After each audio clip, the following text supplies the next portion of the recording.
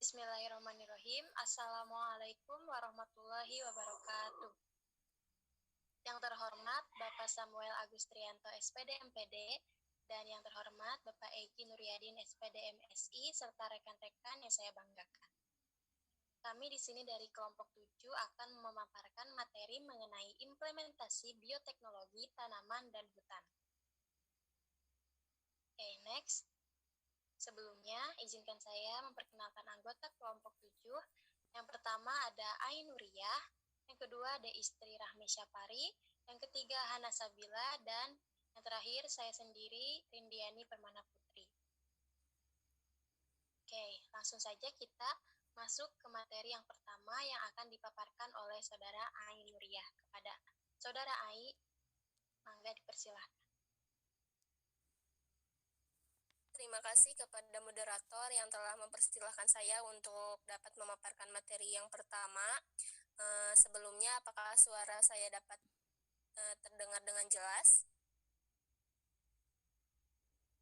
Sudah terdengar jelas, Ai. Baik, saya lanjutkan.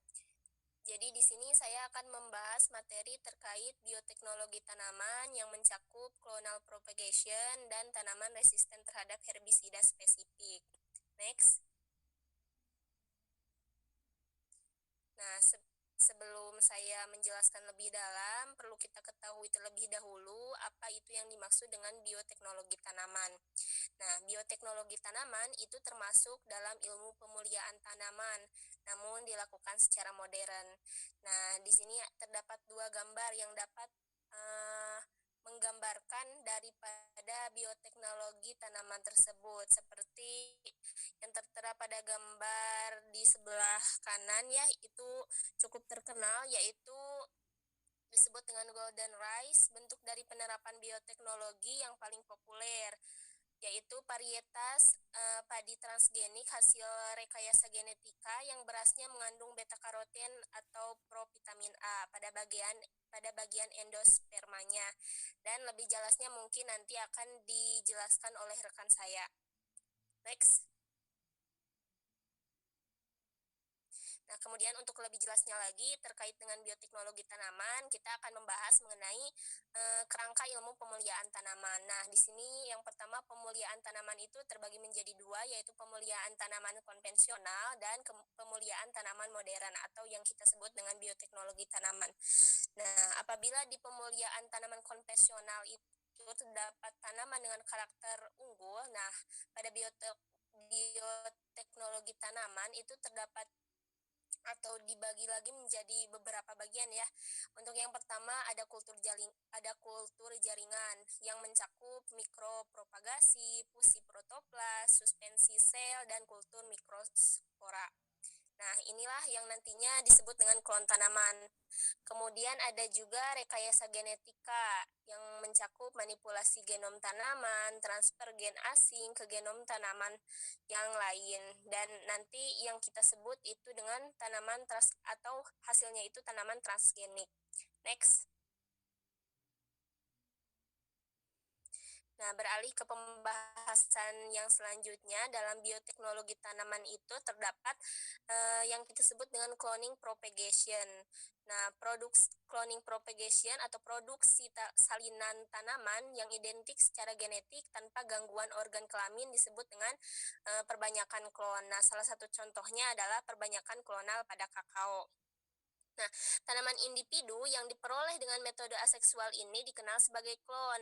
Nah, metode in vivo yang paling banyak digunakan untuk mengkloning tanaman pertanian termasuk stek, bagian vegetatif, layering, okulasi, dan tunas. Nah, metode kultur jaringan menawarkan cara alternatif perbanyakan vegetatif tanaman.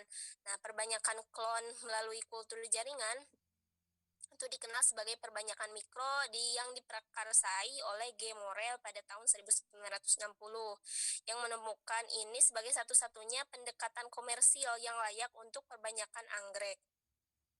Nah, salah satu penelitian yang baru-baru ini dilakukan yaitu kajian metode perbanyakan klonal pada tanaman kakao. Nah, seperti yang terlihat pada gambar ya. Nah, dalam jurnal ini di metode perbanyakan klon yang digunakan adalah ada 3, yaitu yang pertama sambung samping, kemudian ada sambung pucuk, dan juga okulasi. Mungkin apabila rekan-rekan penasaran terkait bagaimana sih proses perbanyakan klon yang terjadi pada tanaman kakao, ini bisa mengakses jurnal yang tertera pada gambar ya. Next. Nah, secara ringkasnya terdapat gambar yang mendeskripsikan pendekatan eksperimental yang digunakan untuk menciptakan varietas tanaman baru dengan bioteknologi. Nah, di sana terdapat varietas tanaman yang ada, itu mulai dari sel yang dikultur, kemudian mutagenesis varian soma klonal dan gametoklonal, kemudian kultur jaringan varian baru, regenerasi, dan juga nanti akan menghasilkan marketable variety atau varietas yang dapat dipasarkan. Next.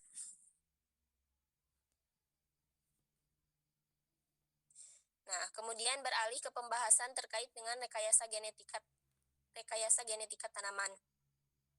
Nah, rekayasa genetika itu merupakan dasar dari bioteknologi yang di dalamnya meliputi manipulasi gen, cloning gen, DNA rekombinan, teknologi modifikasi genetik, dan genetika modern dengan menggunakan prosedur identifikasi, replikasi, modifikasi, dan transfer materi genetik dari sel, jaringan, maupun organ.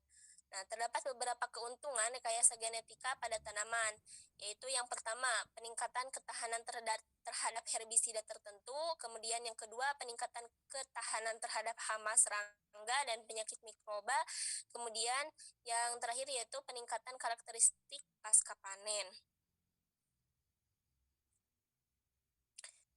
Nah, ini merupakan gambar-gambar di mana tanaman-tanaman inilah yang sering dipakai untuk rekayasa genetika ya.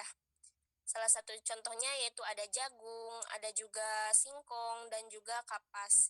Next. Nah, seperti yang telah saya sampaikan tadi, bahwasanya keuntungan daripada rekayasa genetika itu ada peningkatan ketahanan terhadap herbisida tertentu. Nah, ada berbagai tanaman pertanian yang toleran herbisida atau disingkat dengan GMHT. Nah, yang dimodifikasi secara genetik seperti kapas, jagung, bit bulak, canola, dan lain-lain. Terutama yang ditanam itu di Amerika Serikat misalnya, banyak kedelai yang ditanam di sana, yaitu di Amerika Serikat dan di Argentina itu dimodifikasi secara genetik untuk dapat mentolerir herbisida glifosat. Nah, herbisida ini mengganggu metabolisme asam amino pada tanaman dengan menghalangi aksi satu enzim 5-enolipurpil sikimet 3 fosfat sintase atau disingkat dengan EPSPS. Dan dengan demikian beracun bagi gulma dan tanaman. Nah, tanaman toleran herbisida yang dimodifikasi secara genetik dikembangkan dengan memasukkan gen tadi ya, EPSPS dari bakteri yang menghindari pengikatan oleh glifosat yang dapat membunuh gulma dikotil dan membiarkan tanaman tahan herbisida tidak terluka. Dengan cara yang sama, tanaman GMHT toleran terhadap herbisida glifosat ini yang mengganggu sintesis glutamin dan menyebabkan akumulasi kadar amonia yang beracun. Next. Nah, kemudian berkaitan dengan tanaman yang tahan terhadap herbisida, terdapat mekanisme resistensi herbisida itu secara luas dapat dibagi menjadi 2 kategori yang disebut dengan yang pertama yaitu mekanisme resistensi situs target atau TSR, yang kedua yaitu mekanisme resistensi situs non-target atau disingkat dengan NTSR. Nah, pada target TSR itu yang disebabkan oleh mutasi spontan menghasilkan protein yang tidak dapat lagi dihambat oleh herbisida. Nah, sedangkan pada resistensi situs non-target atau NTSR itu terutama disebabkan oleh peningkatan detoksifikasi herbisida yang dikatalisis oleh sitokrom P450, glutathione transferase atau GSTS, dan glucuronasil transperases, mohon maaf, atau disingkat dengan UGTS, dan malonyl transperases atau disingkat dengan MTS, dan protein pengangkut.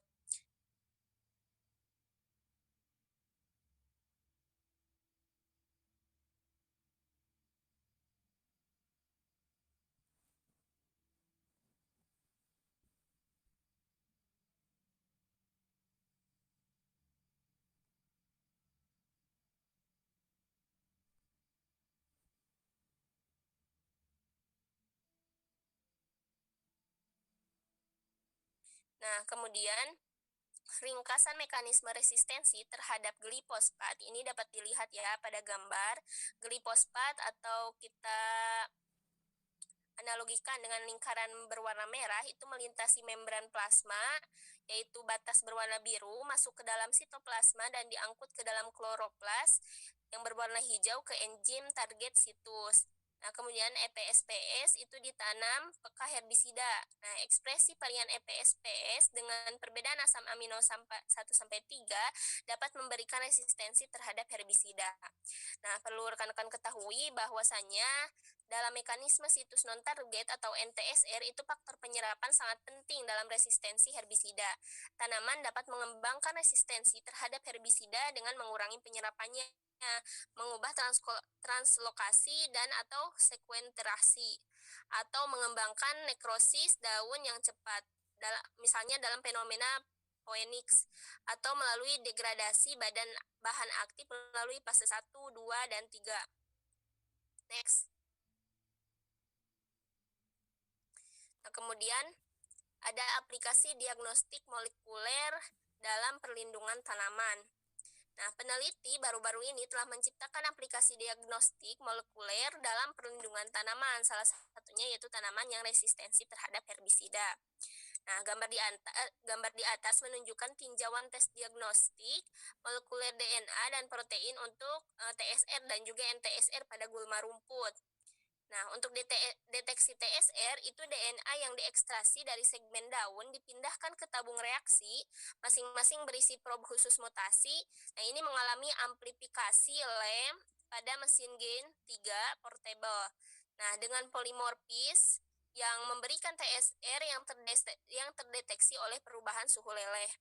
Nah, untuk pada deteksi NTSR sendiri itu setelah ekstraksi protein total dari daun dan aplikasi sampel pada perangkat aliran lateral, intensitas garis uji karena pengenalan biomarker protein NTSR kemudian diukur menggunakan pembaca optik. Next.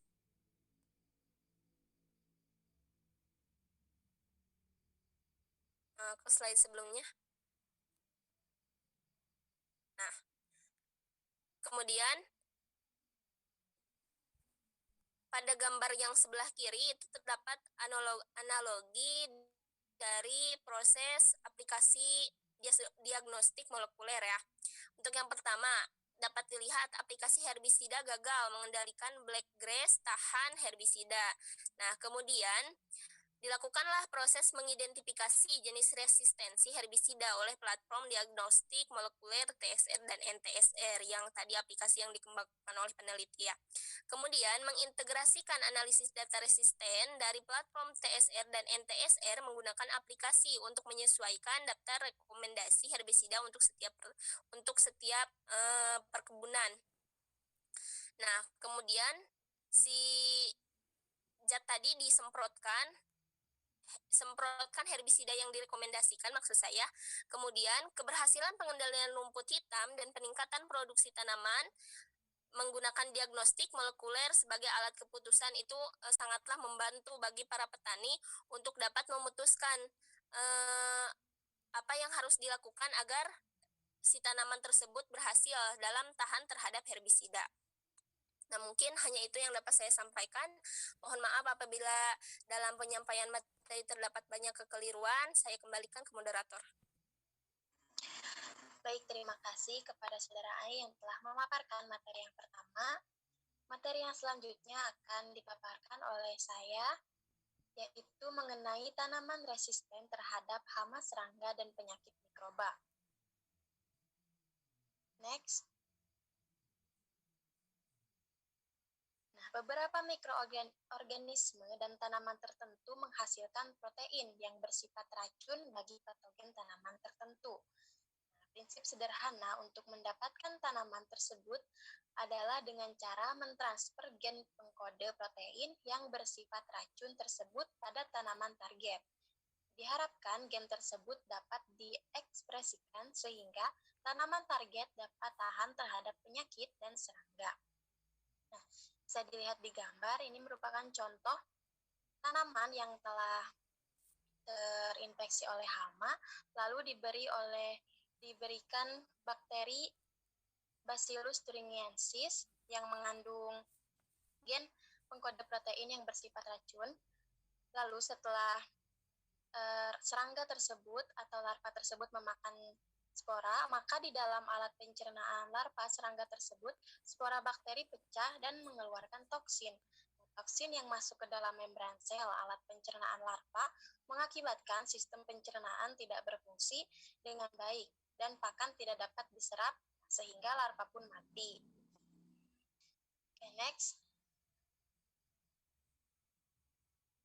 Nah, pada saat ini, mikroba patogen yang telah sukses dan berpotensi sebagai insektisida biologi, salah satunya adalah Bacillus thuringiensis. Nah, bisa dilihat ya di gambar ini merupakan bakteri Bacillus thuringiensis yang merupakan bakteri gram positif yang berbentuk batang. Nah,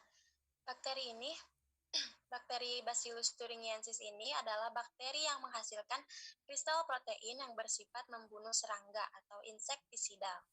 Sewaktu mengalami proses sporulasinya, kristal protein yang bersifat insektisidal ini sering disebut dengan delta endotoksin. Kristal ini sebenarnya hanya merupakan protoksin yang jika larut dalam usus serangga akan berubah menjadi polipeptida yang lebih pendek, serta mempunyai sifat insektisidal. Next. Nah, ini merupakan mekanisme patogenesis. Saat kristal dan spora dimakan oleh larva, lalu kristal larut dan mengaktifkan toksin atau racun. Lalu toksin tersebut mengikat reseptor usus dan spora pun tumbuh dan bakteria juga tumbuh. Oke, next. Nah, ini merupakan berbagai macam Bacillus thuringiensis. Yang pertama ada Bacillus thuringiensis varietas tenebriosis, yaitu menyerang kumbang, kentang Colorado, dan larva kumbang daun. Yang kedua, Bacillus thuringiensis varietas Purstachyi, menyerang berbagai jenis ulat tanaman pertanian. Yang ketiga, Bacillus thuringiensis varietas israelensis, yang menyerang nyamuk dan lalat hitam. Dan yang terakhir ada Bacillus thuringiensis varietas Aizawa, yang menyerang larva ngengat dan berbagai ulat, terutama ulat ngengat diamondback. Oke, next.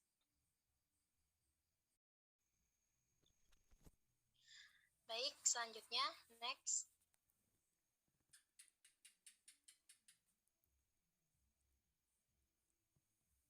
Nah, selanjutnya ini keuntungan biopestisida. Nah, seperti yang kita ketahui ya, penggunaan pestisida kimia itu sangat berbahaya bagi produk yang dihasilkan, baik itu buah-buahan ataupun sayuran. Maka dari itu, kita harus mencari solusi untuk penggunaan pestisida yang tidak membahayakan, yaitu salah satunya biopestisida. Nah, keuntungan biopestisida ini antara lain yang pertama, menjaga kesehatan tanah dan mempertahankan hidupnya dengan meningkatkan bahan organik tanah. Yang kedua, spesies tertentu yang digunakan aman baik sebagai musuh alami dan organisme non-target. Yang ketiga, biopestisida tidak terlalu beracun seperti pestisida kimia sehingga aman untuk lingkungan. Yang keempat, pestisida mikroba mengandalkan senyawa biokimia potensial yang disintesis oleh mikroba, hanya dibutuhkan dalam jumlah terbatas. Yang kelima, mudah membusuk sehingga dapat mengurangi pencemaran. Oke, mungkin seperti itu materi yang dapat saya sampaikan. Mohon maaf apabila terdapat banyak kekurangan. Materi selanjutnya akan disampaikan oleh Hana Sabila. Kepada Saudara Hana, dipersilakan. Baik, terima kasih sebelumnya kepada moderator yang telah mempersilahkan saya. Di sini saya akan melanjutkan materi mengenai tanaman pasca panen dengan karakteristik lebih baik. Bisa di next. Nah, bertolak dari pengertian dan cara pandang para ahli ya, pasca panen terhadap istilah bioteknologi yang menjelaskan bahwa segala upaya untuk memperpanjang umur komoditi perpanenan agar tetap segar melalui pengaturan udara simpan, maka pengendalian ataupun pengaturan dan juga modifikasi udara penyimpanan komoditi panenan termasuk pula dalam kajian bioteknologi. Nah, sayuran segar memiliki umur pasca panen yang pendek. Tindakan yang sangat cepat dan ekstensif perlu diambil untuk memperpanjang umurnya atau menunda penuaan setelah panen. Nah, penuaan yang diinduksi pasca panen ini menciptakan perubahan kompleks dalam proses biokimia dan seluler dari komponen sel. Nah, karena kurangnya pengetahuan tentang proses seluler, sangat sulit gitu untuk mengembangkan teknik bioteknologi baru. Nah, teknik berbasis fisiologi hormon ini digunakan untuk mengubah penuaan, misalnya dengan meningkatkan produksi sitokinin atau menghalangi produksi atau persepsi etilen. Nah, etilen ini adalah hormon tanaman yang paling terkenal karena efeknya ini pada pematangan buah. Nah, penghambatan sintesis etilen ini menguntungkan karena bisa menghambat produksi etilen dan menunda proses yang berkaitan dengan pematangan buah ya, yaitu pelunakan. Nah, di negara berkembang hampir 50% dari kehilangan pasca panen terutama produk sayuran ini telah diamati ya karena pelunakannya itu secara berlebihan. Nah, negara penghasil sayuran kedua di dunia itu India menghadapi 35-40% kerugian sayuran itu setiap tahun. Nah, pematangan buah ini meningkatkan pelunakannya yang cepat rusak selama proses pengiriman dan penanganan. Pelunakan yang menyertai pematangan buah ini memperburuk kerusakan selama proses pengiriman dan penanganan. Nah, keadaan ini berdampak langsung pada rasa, daya terima konsumen, umur simpan, dan penyakit pasca panen dari produk yang dipanen, yang pada akhirnya ini berperan besar untuk menurunkan biaya atau pendapatan produsen. Nah, aplikasi bioteknologi seperti rekayasa genetika ini memiliki potensi besar untuk merekayasa buah-buahan yang menunda karakter pematangan. Bisa di next. Nah, pada tahun 1994, Kalgen dari Amerika Serikat ini telah mendapat persetujuan pertama untuk penjualan komersial produk tomat transgenik ya atau PLAPSAP yang bisa dilihat di gambar. Nah, tomat yang telah menunda simpan pematangan ya, buah-buahan dengan umur simpan yang lebih baik ini sesuai dengan pengolahan makanan yang dapat dikembangkan yaitu menggunakan down regulation atau modifikasi metabolisme etilen dan memanipulasi metabolisme pada. Nah, umumnya sebagian besar kerugian pasca panen ini adalah akibat dari pengelolaan pasca panen yang kurang baik, pemanenan, pengemasan, pengangkutan, dan penyimpanan serta fasilitas pemrosesan. Nah, serta sistem pasar yang kompleks dan terfragmentasi di wilayah tersebut. Nah, tujuan pengolahan pasca panen ini adalah untuk mempertahankan atau meningkatkan kualitas produk dan membuatnya itu siap dipasarkan. Nah, perhatian yang cermat ini harus diberikan pada manajemen pasca panen, pengolahan hasil pertanian dan teknologi nilai tambah untuk mengurangi kerugian pasca panen yang besar dan meningkatkan kualitas produk dengan menggunakan penyimpanan, pengemasan, penanganan, dan transportasi yang tepat. Nah, teknologi pasca panen ini telah menjadi pengembangan utama dalam membuat buah dan sayuran serta tersedia untuk konsumen di seluruh dunia dengan harga yang wajar. Nah, karena produk yang dipanen tetap hidup dan melakukan aktivitas metabolisme terkait sementara waktu, maka proses penuaan yang tak terhindarkan ini harus dikontrol untuk memperpanjang kualitas pasca panen. Bisa di next. Nah, seiring dengan perkembangan dunia dan tuntutan manusia, maka pengetahuan dan ilmu dalam kajian bioteknologi ini, khususnya pada aspek pasca panen, telah berkembang cukup pesat.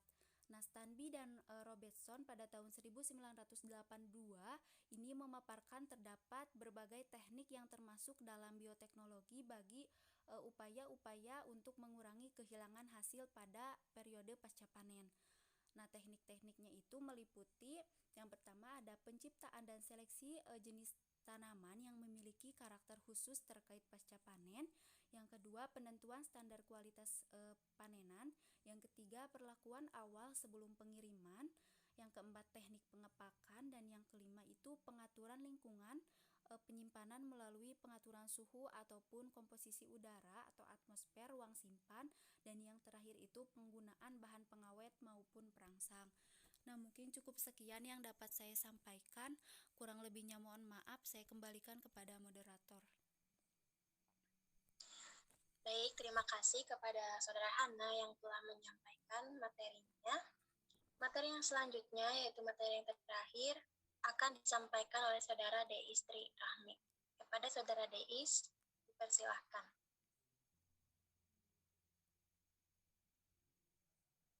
Baik, terima kasih kepada moderator yang telah mempersilahkan saya untuk melanjutkan materi mengenai tanaman transgenik di dunia. Namun sebelumnya, apakah suara saya terdengar jelas, teman-teman? Sudah terdengar, Deis. Baik. Nah, di sini perlu kita ketahui dulu ya bahwa definisi dari tanaman transgenik itu sendiri adalah tanaman yang telah memiliki gen asing dari spesies tanaman yang berbeda atau makhluk hidup lainnya, di mana tujuannya itu untuk memperoleh sifat-sifat yang diinginkan. Ya, jadi tanaman transgenik ini adalah tanaman hasil rekayasa gen yang dibuat dengan cara disisipi satu atau sejumlah gen dari organisme lain dengan tujuan untuk diperoleh sifat baru yang unggul dan diinginkan. Misalnya tadi telah dijelaskan oleh rekan saya, resisten terhadap sekaman kekeringan, kemudian resisten terhadap hama, maupun resisten terhadap herbisida. Nah, di sini untuk sejarah tanaman transgenik itu sendiri diawali oleh kegiatan seleksi genetik untuk pemulihan tanaman, ya, yang telah dilakukan sejak tahun 8000 sebelum Masehi, ketika praktik pertanian dimulai di Mesopotamia. Nah, secara konvensional, pemulihan tanaman ini dilakukan dengan memanfaatkan proses seleksi dan persilangan tanaman. Kemudian sejarah penemuan tanaman transgenik ini juga dimulai pada tahun 1997 ketika bakteri Agrobacterium tumefaciens yang diketahui dapat mentransfer DNA atau gen yang dimilikinya ke dalam tanaman. Kemudian juga pada tahun 1983 dikembangkannya tanaman transgenik pertama, yaitu dari jenis bunga matahari yang disisipi gen dari buncis yang telah berhasil dikembangkan oleh manusia. Nah, pada saat itu, dan sejak saat itu, pengembangan tanaman transgenik ini adalah untuk memenuhi kebutuhan komersial dan peningkatan tanaman terus dilakukan. Ya, di mana tadi tanaman transgenik pertama yang berhasil diproduksi dan dipasarkan adalah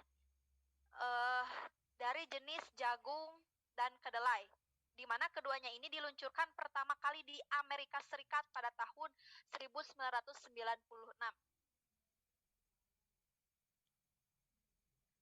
Mohon maaf sebentar.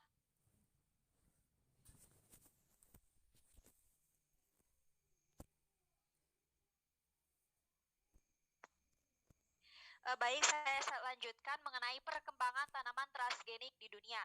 Nah, bisa teman-teman lihat pada grafik atau peta yang telah saya cantumkan di sini, di mana data tersebut menunjukkan bahwa sampai dengan tahun 2014 ya, tanaman transgenik ini telah ditanam oleh 18 juta petani ini di 28 negara dengan luas area sebesar 181,5 juta hektar ini.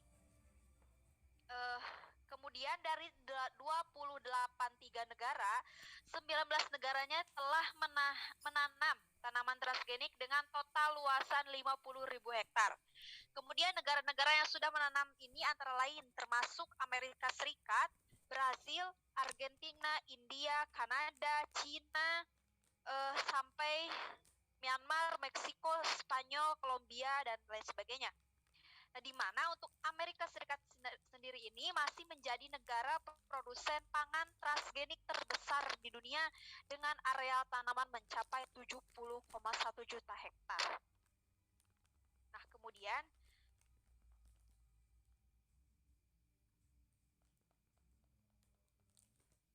di sini kemudian untuk penggunaan tanaman transgenik ini ya, di mana dapat mengurangi pemakaian insektisida sehingga dapat memberikan dampak yang positif terhadap kesehatan manusia.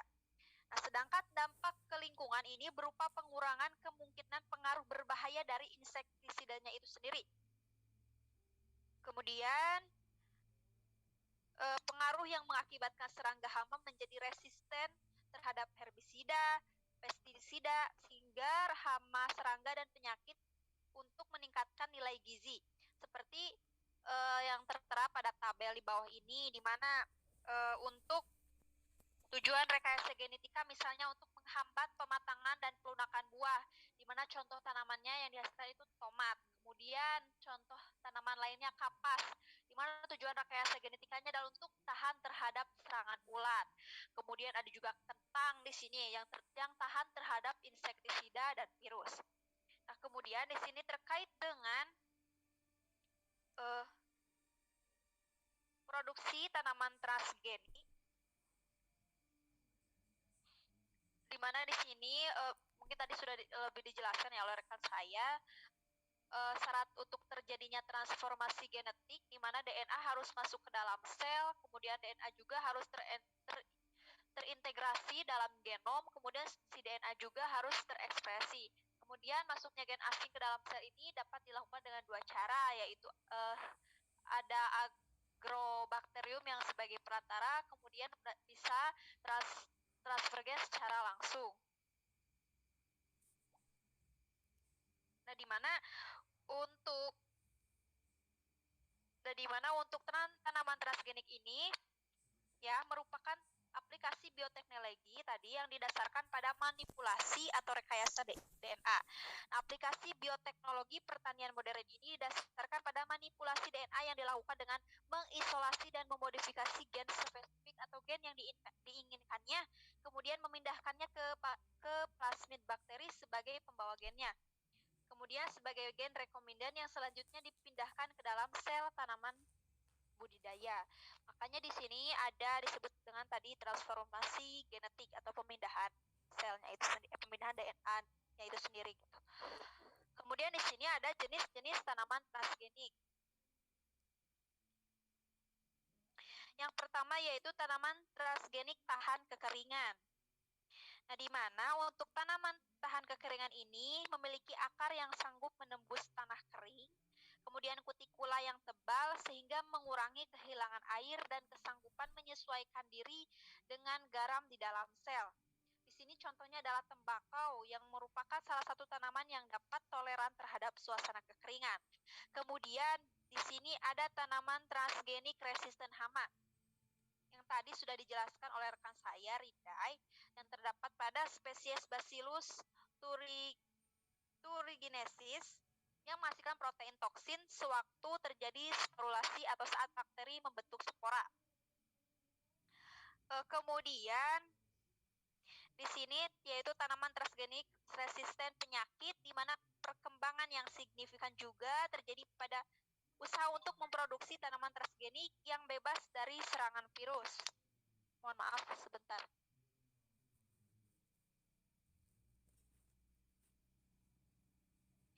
Ya, mohon maaf, saya lanjutkan. Dengan ini masih bagian C ya. Dengan memasukkan virus biji GMP ke dalam suatu tanaman yang diharapkan tanaman tersebut menjadi resisten apabila diserang oleh virus yang bersangkutan. Kemudian, nah di sini selanjutnya yaitu mengenai teknologi transgenik dan contoh tanaman transgenik. Nah, untuk teknologi pemindahan gen atau transformasi gen ya, untuk mendapatkan tanaman transgenik ini dapat dibedakan menjadi dua, yaitu langsung dan tidak langsung. Nah, contoh transfer gen secara langsung adalah perlakuan pada protoplasma tanaman dengan elektroforasi atau dengan polietilenglikol. Kemudian juga bisa dengan penembakan eksplan gen di vortex dengan karbid silikon.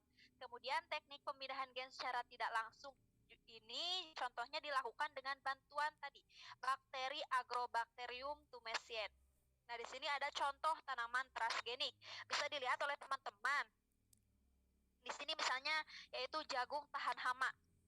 Misalkan tanaman transgenik PT yang telah difusikan oleh gen Bacillus turgenesis, makanya disingkat dengan BT gitu, jagung BT, yang dapat menghasilkan enzim protease inhibitor sehingga dapat membunuh hama serangga yang memakan tanaman ini.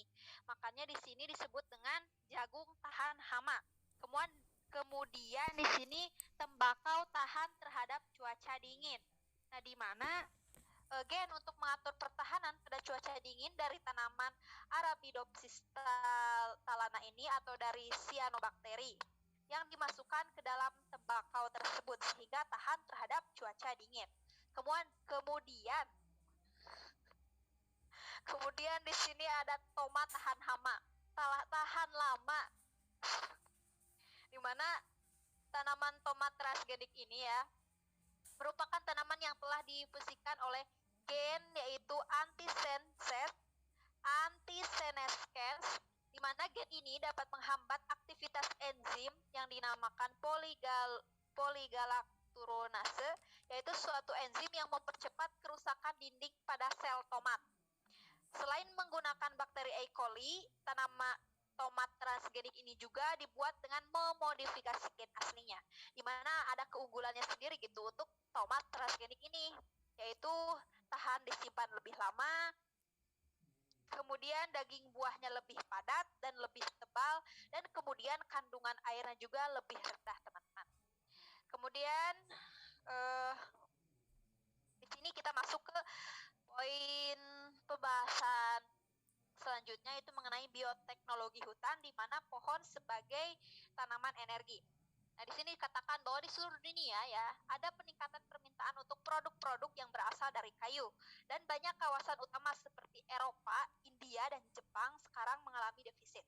Nah, dengan meningkatnya kebutuhan manusia akan energi ini ya, tanaman berkayu ini yang ditanam secara khusus dapat menjadi bagian dari solusi energi terbarukan global, terutama di wilayah geografis di mana hutan tanaman layak dan penting secara ekonomi.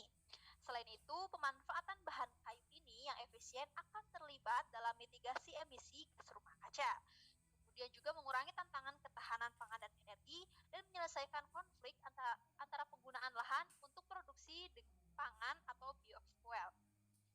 Nah, hutan dan pohon ini ya, teman-teman, adalah sumber daya alam yang vital yang menjadi sadaran masyarakat untuk kayu bakar, tempat berlindung, dan untuk menggerakkan mesin dan aktivitas industri.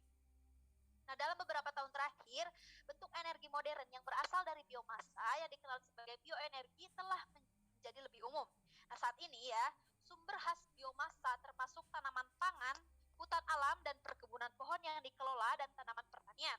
Nah, di masa depan, teknologi baru kemungkinan akan menghasilkan bahan bakar dari berbagai bahan yang lebih luas lagi gitu. Nah, di sini pohon sebagai tanaman energi ini untuk contoh spesiesnya di sini ada pohon Pongamia pinnata, di mana semakin banyak digunakan pohon ini untuk produksi minyak karena penggunaan biodiesel yang dapat digunakan untuk menggerakkan pompa air dan menghasilkan listrik di daerah pedesaan dengan akses listrik yang terbatas, teman-teman. Kemudian juga ada spesies yang dinamakan dengan Calophyllum inophyllum yang sering ditanam sebagai pohon pinggir jalan untuk memberikan keteduhan dan sebagai penahan angin dengan tajuknya yang besar. Nah, secara informal ini dikenal sebagai kayu tiang ya teman-teman, karena pohon itu telah lama digunakan dalam pembuatan kapal, seperti untuk konstruksi kano dan perahu kecil, tetapi juga untuk tiang, kemudian dan balok patrol. Nah, serupa dengan spesies lain yang memiliki potensi bioenergi, nyamplung ini juga digunakan dalam pengobatan, teman-teman. Kemudian di sini ada Cerbera pangas oil yang berguna untuk produksi biodiesel dan sebagai bahan baku yang tidak dapat dimakan, teman-teman. Nah, berasal dari buah pohonnya, kandungan minyak dan biji manghas Cerbera ini adalah 54%.